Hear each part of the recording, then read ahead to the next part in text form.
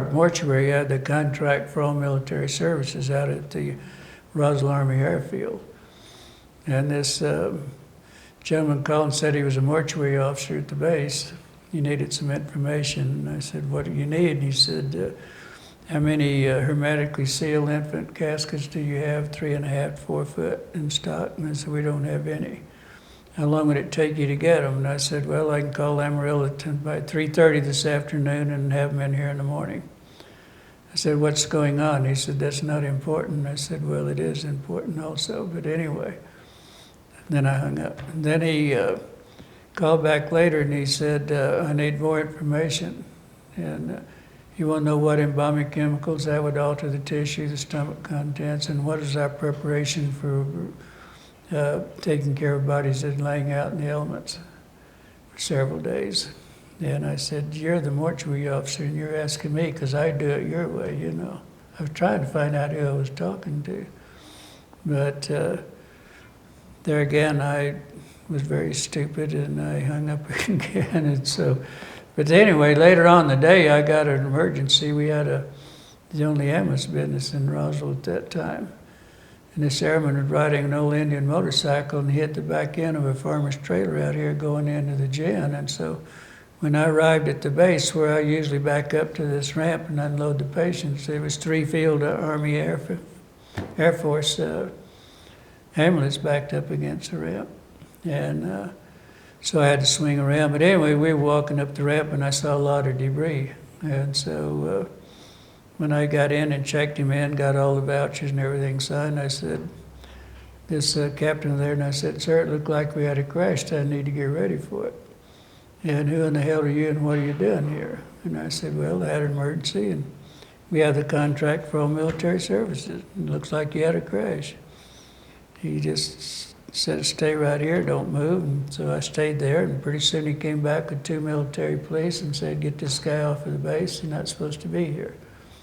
Whenever this happened, whatever had happened, all the doctors and nurses that were stationed here in that area and everything were given, that were stationed here permanently, were given orders not to report.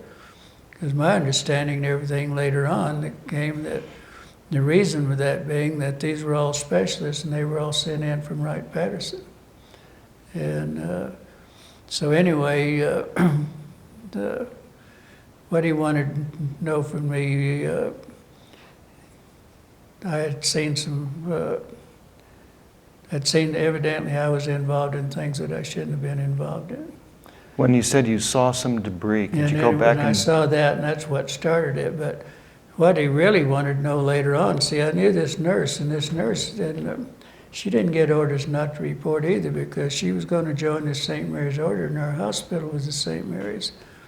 And she would come up like on the weekends and not go back until, till her weekend started again, and she'd go in. When she went in to sign in for her next tour of duty, that's when they were in this supply room, and there were 2 pathologists. I understood they were from Wright-Patterson. They were not done an autopsy. They were examining what was brought in from the Roswell crash, what we call the Roswell crash. And the reason that she started out the door, and then they said, Lieutenant, we still have to have some help. And this is what you're going to do. And they wanted her. And so they'd take a forceps and turn a hand. She'd say 4 fragile fingers, so many centimeters, and all this kind of stuff. And she said she wasn't in there over 20 or 30 minutes at the most. And all their eyes and it started burning in their skin. They were feeling it was getting real warm and real hot. So that's when they just immediately, they had no idea what they had. The 2 pathologists said there wasn't anything in the anatomy books, there wasn't anything in what our medical schools, they had never seen anything like this. And that's immediately after that they were put in these pouches, put in a hermetically sealed container and flown directly to Wright-Patterson.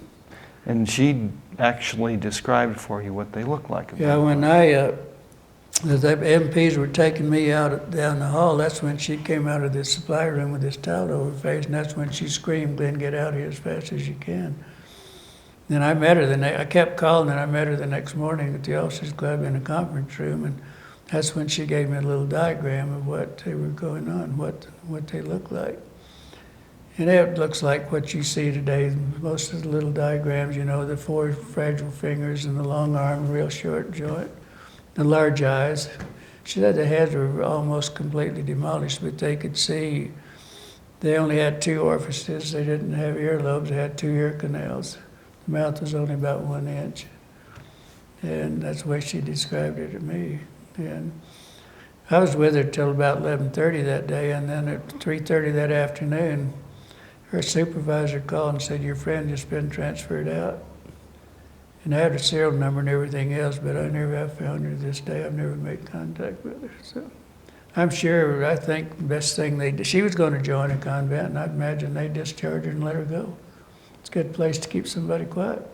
And he came up to me and he was punching me on the shoulder, just lightly. I mean, he wasn't rough or anything. And he just said, look, mister, you don't go in and start any rumors in Roswell. Nothing happened out here.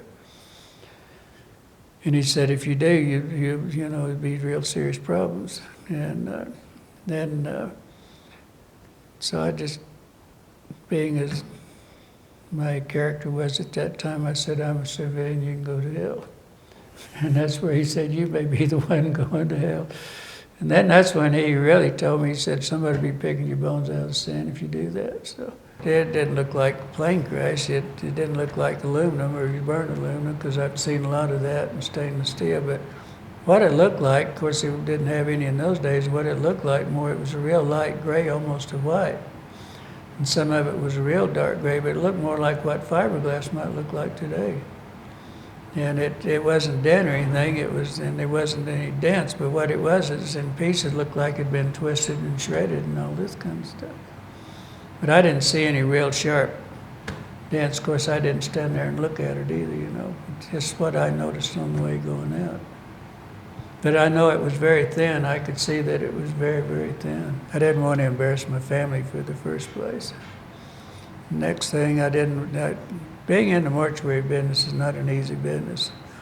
And I didn't want to embarrass the funeral home. I didn't want to embarrass, my father was an old contractor, and I didn't want to embarrass him, because if I'd have come out who was an alien, you know, and all this back in those days, hell, they would have laughed me out of town. My folks knew. I thought it would be very embarrassing. And I didn't want it. Mainly, I idolized my father, and I didn't want to embarrass him, because he and I was very, very close. And I was told, one of those sergeants out there said, well, let him go. Hell, nobody's going to believe him anyway. Nobody's going to believe this anyway. So, but that didn't have anything to do with it. It was my family that I wanted to protect, and the funeral business. He was scared to death, he says, but he managed to take a tumbleweed and throw under it when it was faded, when it was gone, just to see if he was hallucinating or if it was real. It came back again. He says that he touched it. It was cool to the touch on the side. He says when it disappeared again or went back out of phase again, the tumbleweed was crushed, so he knew it was physical.